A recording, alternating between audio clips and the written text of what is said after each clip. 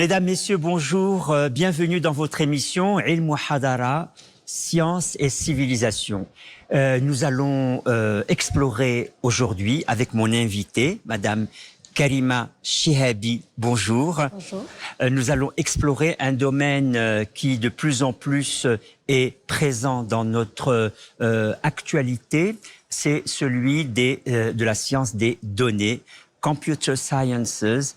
Bonjour madame, Bonjour. Merci beaucoup d'avoir accepté notre invitation. Donc vous êtes aujourd'hui dans cette université, l'UM6P, l'université Mohamed VI Polytechnique. Vous y êtes enseignante. On va revenir sur votre parcours, mais il est vrai qu'on doit d'abord remercier l'université qui nous accueille si généreusement dans ses locaux pour cette émission. Donc je crois que vous êtes né à Rabat, c'est cela? D'abord, je vous remercie également. Je remercie l'UM6P de permettre cette émission de voir le jour. Je vous remercie, professeur Ben Makhlouf, de m'avoir invité. Effectivement, je suis née à Casablanca, mais j'ai grandi à Rabat. C'est cela. Et vous avez eu un parcours classique dans les écoles marocaines jusqu'à votre choix qui s'est porté sur une université tout aussi prestigieuse que celle-ci, l'université Akhawayn d'Ifrane. Vous y avez fait quel type d'études? Alors, j'ai étudié le General Engineering avec une spécialité en Software Engineering et un mineur en mathématiques. C'est cela, donc c'est le génie du logiciel, en quelque sorte. Vous y avez passé de bonnes années? Oui, d'excellentes années, en fait. C'était des années très formatrices. D'abord, le système anglo-saxon, qui était imprégné d'une touche marocaine. Parce qu'on avait le privilège d'étudier la civilisation marocaine, mauresque, les sciences politiques, l'arabe. Nous étions dans un cadre assez... Une ouverture, justement, comme le dit cette émission, sur des aspects civilisationnels. La science est toujours dans un contexte civilisationnel et elle ne doit pas être coupée de ce contexte-là. Et donc, Akhawayn donnait ce point-là. Et après, donc, vous êtes ingénieur de cette université et commence un long périple qui vous mène dans plusieurs contrées du monde. Vous avez d'abord été... votre choix s'est porté d'abord sur... les États-Unis, je crois, oui, pour une pratique non académique, c'est-à-dire que vous étiez tout de suite en entreprise, je crois. Oui, donc ce passage justement à l'université d'Akhawayn, il m'a permis il avait en moi ce sens de la créativité et de prise de risque. Comme vous savez, dans le système anglo-saxon, on dédramatise un peu la notion d'échec. Et donc, ce qui m'a poussé à ne pas hésiter de prendre des décisions qui sont parfois non conventionnelles, disons. Mais effectivement, donc, dès que j'ai obtenu mon diplôme, j'ai été recrutée par la société Microsoft. Aux États-Unis. Oui. Oui, donc directement du Maroc, c'était la première fois. Ils avaient l'habitude de recruter en Égypte, au Liban. Et donc c'était un honneur. C'était dans l'État de Washington. Washington, exactement. C'est dans la ville de Redmond. Oui. Et plus particulièrement, j'ai travaillé pour le groupe de recherche et développement Windows. D'accord. Pendant les années phares de Windows, on lançait Windows 2000. D'accord. Donc on était... Vous étiez au cœur de la créativité de Microsoft. Oui. Ça devait être véritablement un beau défi qui paye les risques que vous avez pris. Exactement. Donc c'est vrai que l'adaptation est parfois difficile quand on voyage.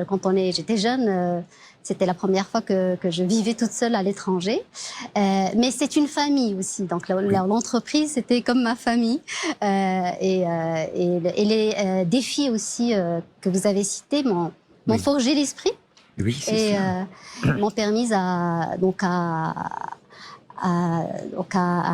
adopter une façon de faire, à apprendre non seulement sur le volet technique, mais aussi en gestion de projet, à travailler avec des équipes multidisciplinaires, géographiquement distribuées, Ça, c'est un point très important que vous soulevez, l'apprentissage du travail en équipe.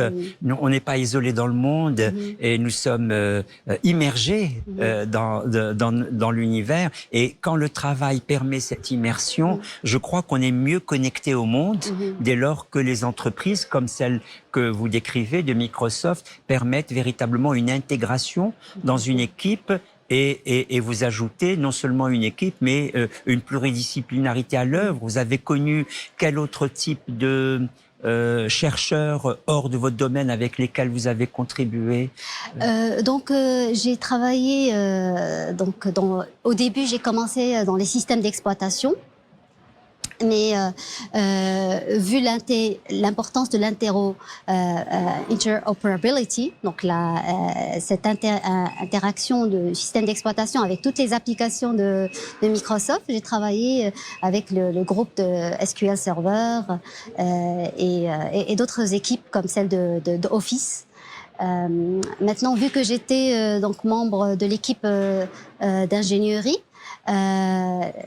j'ai participé pendant justement ce qui était assez surprenant dans le temps, c'est que Microsoft invitait non seulement les comment on les appelle, les customer facing, c'est-à-dire les professionnels qui avaient ce contact direct avec le client, mais ils invitaient aussi les ingénieurs à rendre visite à quelques équipes des clients de par le monde. Et je me suis déplacée donc aux États-Unis et au Canada pour recueillir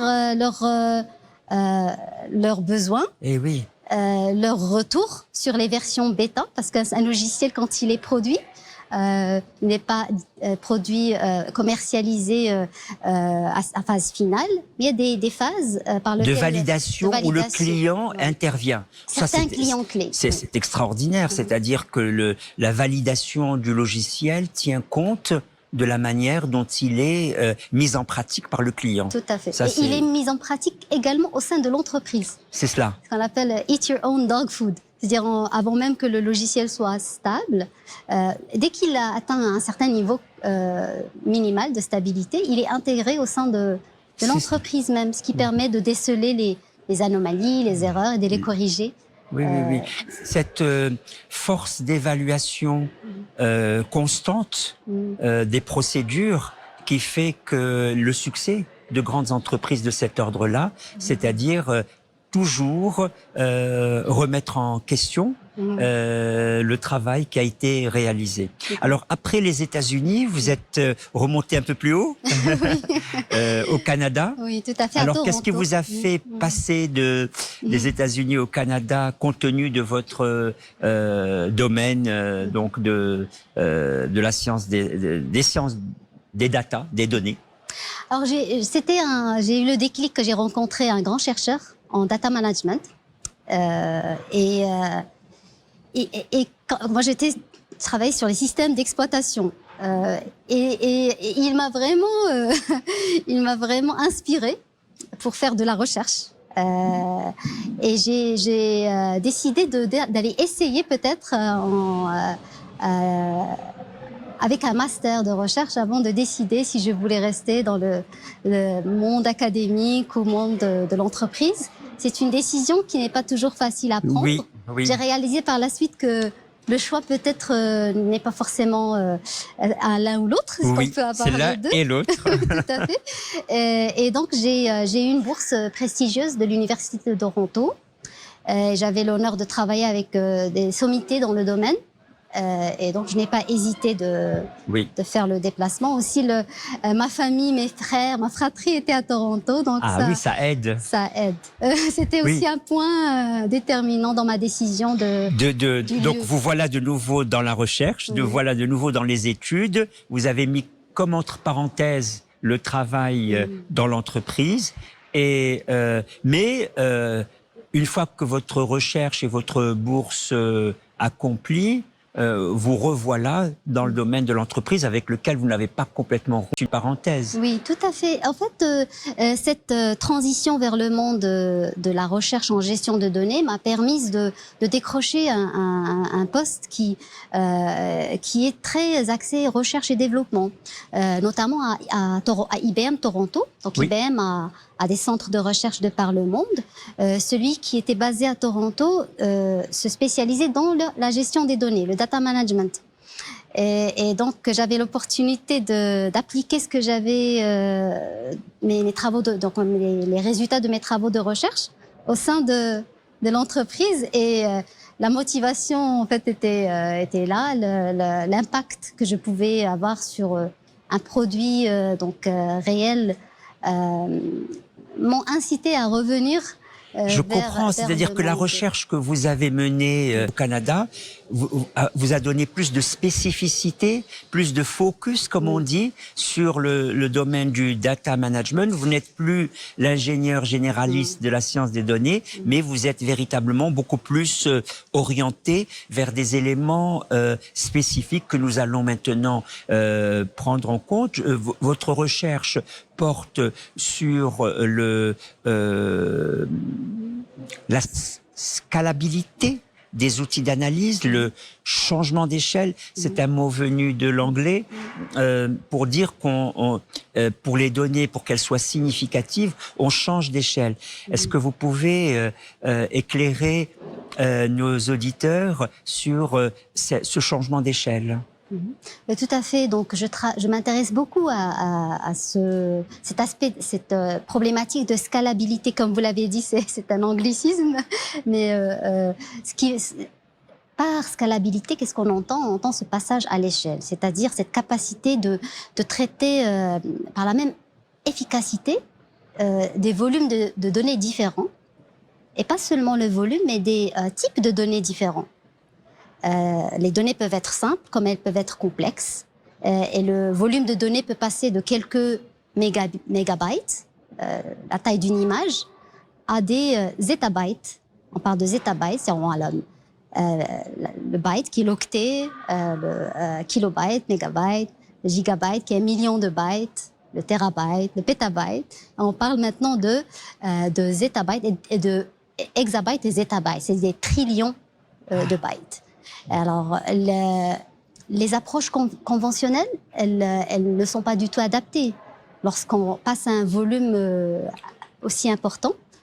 Et donc, il revient aux chercheurs, en collaboration avec l'industrie. Dans mon domaine, toujours les avancées en matière de recherche, elles sont nées de cette synergie entre les demandes pour développer non seulement des algorithmes qui peuvent traiter ces données de façon efficace et efficiente, mais aussi des systèmes de stockage et d'analyse. Alors, sur ces systèmes de stockage et d'analyse, dans votre domaine, souvent, on porte beaucoup d'attention sur les algorithmes. Bon, à juste titre, en un sens. Mais vous travaillez en amont sur justement le stockage des données, sur la nature des données.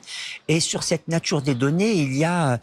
Pour bien les mémoriser, parfois, on les rapporte à des mots qui commencent par la lettre V. Alors, vous venez de parler du volume, le changement d'échelle, vous l'avez déjà bien explicité.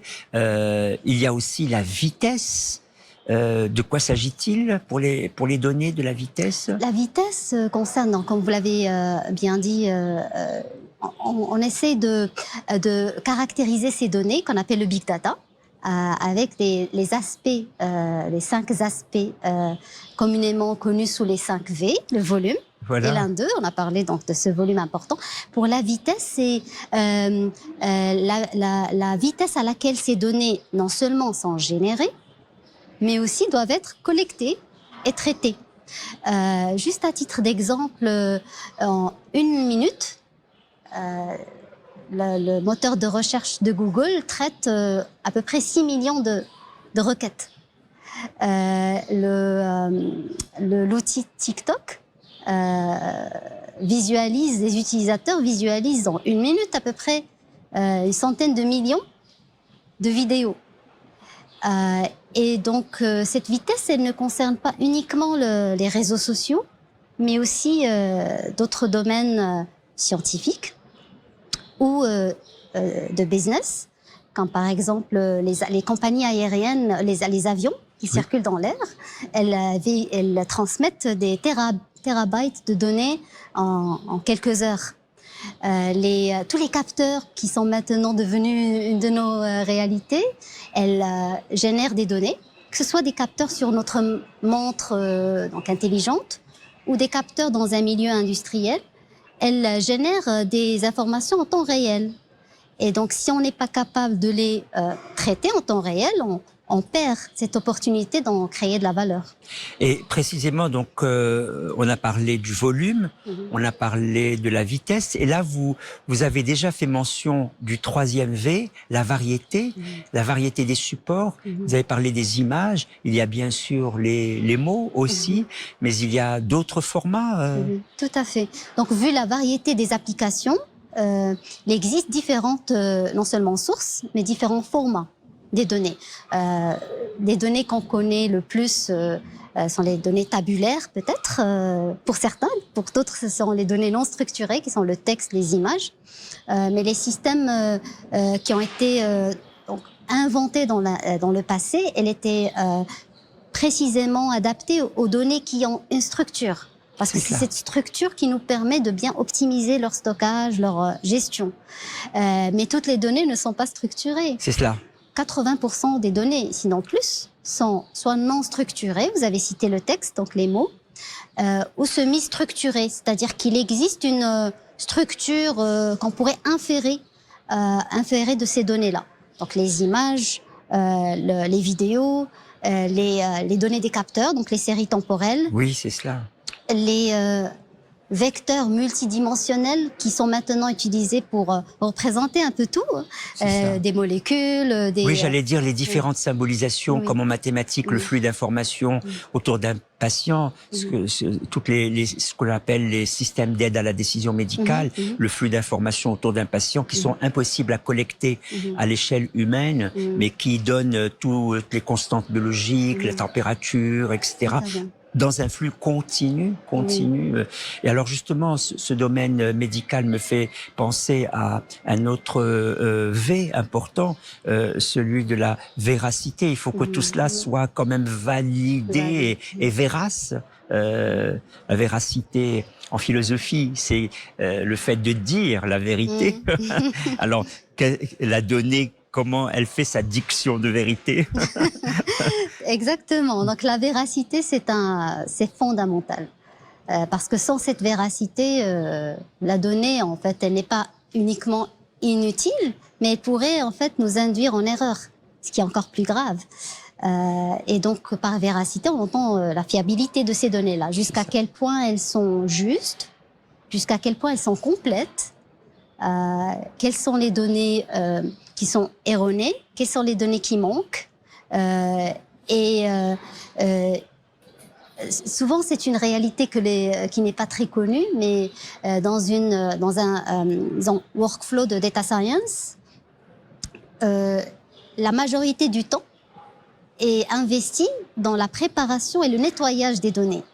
C'est cela. Et 20% de temps dans le travail d'analyse, de développement de modèles, d'algorithmes. Et de restitution, d'analyse de ces données-là. Ce nettoyage par lui-même est une activité majeure, donc de la manière de générer les données. Et pour pendant longtemps, vous savez, les valeurs on va arriver au 5e V, la valeur.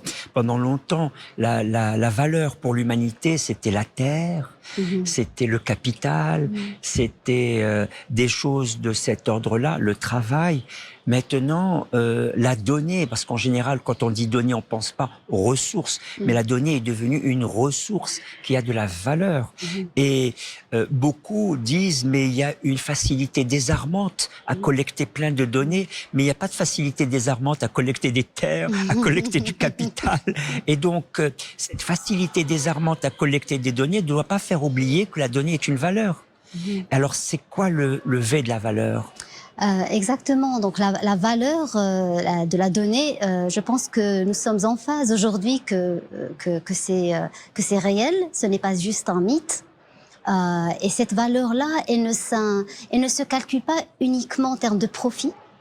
Certes, il y a un profit financier à en tirer. Les entreprises, en gérant mieux, en connaissant mieux leurs clients, elles peuvent adapter la publicité, elles peuvent adapter la production et donc personnaliser ce rapport avec le client, mais pas uniquement. C'est-à-dire dans la médecine aussi, en connaissant mieux le patient, on peut lui prescrire donc les médicaments qui sont plus appropriés. On parle de plus en plus de la médecine ciblée, de la médecine personnalisée. Alors, personnalisée, moi, quant à moi, je trouve que la médecine s'est toujours occupée des personnes, mais peut-être que personnalisé, il faut mieux dire ciblé, pour bien rendre compte de ce dont vous parlez. Et alors, précisément, voilà, on développe tous ces V, mais je suis sûr que vous devez avoir d'autres V encore. Hein. Oui, on en a inventé, on a commencé par les 3 V, les 4 V, on est arrivé au 5e V, mais il existe 10 V. Peut-être qu'on citerait juste pour en informer donc nos téléspectateurs, téléspectatrices. Donc le V donc du vocabulaire. Ah oui. Parce que c'est non seulement pour les non spécialistes, mais parfois même les spécialistes s'y perdent avec l'invention de nouveaux vocabulaires qui décrivent donc cette thématique-là, souvent utilisant un jargon différent pour faire référence au même concept. Oui. Parfois le contraire. Et donc c'est un challenge aussi. Ah oui, c'est de vulgariser, d'unifier la terminologie et pour permettre justement un langage fluide entre les différentes Alors communautés. justement, cette fluidité, en général, elle est reconnue au langage naturel, mais pas au langage formel. Mais là, comme vous vous intéressez à la manière dont les réseaux sociaux utilisent les données, à la manière, vous êtes obligé de prendre en compte la langue naturelle. Et peut-être que à partir de là, on pourrait revenir sur un des points importants, parce que vos recherches et vos publications sont très très nombreuses, mais je voudrais on a parlé de la scalabilité tout à l'heure, le changement d'échelle, mais vous avez aussi un domaine dans lequel vous avez fait beaucoup de recherches, c'est celui dit de recherche par similitude ou similarité, dont des exemples sont assez courants à nos téléspectatrices et téléspectateurs. Est-ce que vous pouvez revenir sur ce domaine de la recherche par similitude ou par similarité? Oui, donc la recherche par similarité est un de mes domaines de prédilection. En fait, mon groupe de recherche a développé une expertise dans ce domaine-là. Et qu'est-ce que l'on entend par recherche par similarité? Supposons qu'on ait un ensemble de données et qu'on a un objet nouveau, une requête. L'objectif de cet algorithme-là est de retrouver tous les objets dans cet ensemble qui ressemblent à cet objet requête. C'est cela. Et donc c'est un algorithme, c'est une méthode qui est fondamentale en informatique. Elle date d'il y a une quarantaine d'années que les gens travaillent. Sur cette problématique-là. Pourquoi? Parce que elle est utile en elle-même. Et je citerai l'exemple, peut-être que les gens vont reconnaître plus, celui de Google. Donc le moteur de recherche, dans le moteur de recherche de Google, on peut faire une recherche inverse en proposant une image. C'est cela. Et donc en retrouvant comme résultat des images similaires. Google engendre par règle d'inférence plusieurs images qui ressemblent voilà. par similarité. Et donc les applications elles sont nombreuses. Donc c'est un exemple très direct. Mais la raison pour laquelle non seulement les chercheurs dans le monde académique, mais aussi ceux dans le monde de l'entreprise s'intéressent à cette problématique, c'est parce que elle est, comment on dit, le bottleneck, c'est-à-dire vraiment le point épineux qui empêche la scalabilité de plusieurs algorithmes analytiques. La classification, par exemple, le clustering, outlier detection, mais aussi toutes les étapes de la chaîne de valeur de la donnée, qui va de la collecte jusqu'à l'analyse ou la visualisation, principalement en matière de nettoyage et d'intégration. Donc on a parlé tout à l'heure de variété. Oui, c'est cela. Et dans le passé, ce travail d'intégration des données qui proviennent de sources et de formats différents, elle se faisait d'abord en décidant d'un schéma, comme on appelle le Golden Truth, c'est-à-dire un schéma qui va être représentatif.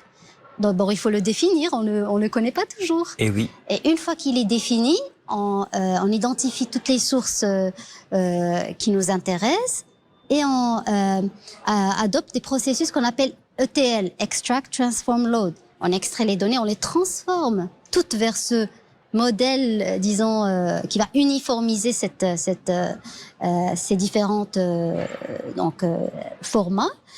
Et après les charger dans ce qu'on appelle un entrepôt de données, une data warehouse. Et par la suite, seulement là, on peut les analyser. Mais ce modèle, il est très générique pour pouvoir permettre tant de domaines d'application. Et justement, l'émission touche à sa fin. Deux éléments sur lesquels j'aimerais vous entretenir. Un, d'abord le domaine d'application de ces sciences et data qui est assez important, et les domaines dans lesquels vous-même vous êtes impliqué. Bon, il y a aussi bien ce qu'on appelle les cités intelligentes, les smart cities, les villes intelligentes. Ça veut dire quoi?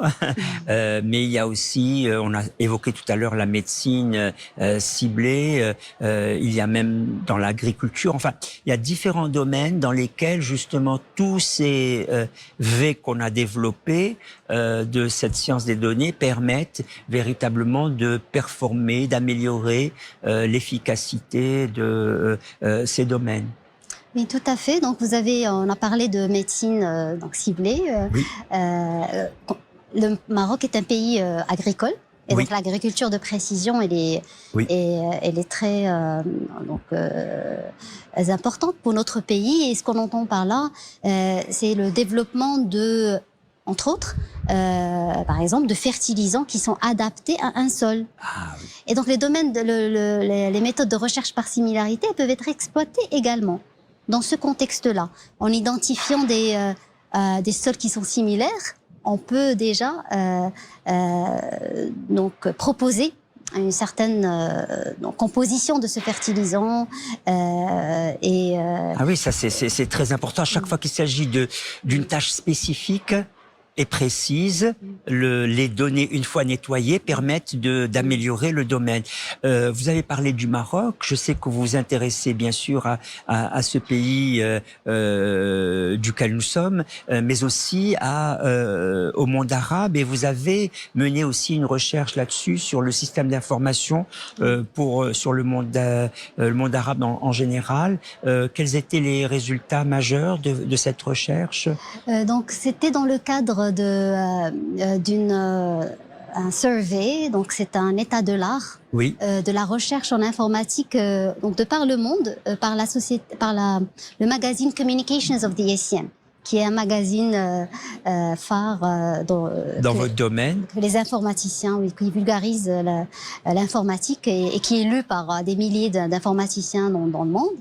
Et donc ils ont réalisé des éditions spéciales sur la recherche en informatique dans le monde, et pour le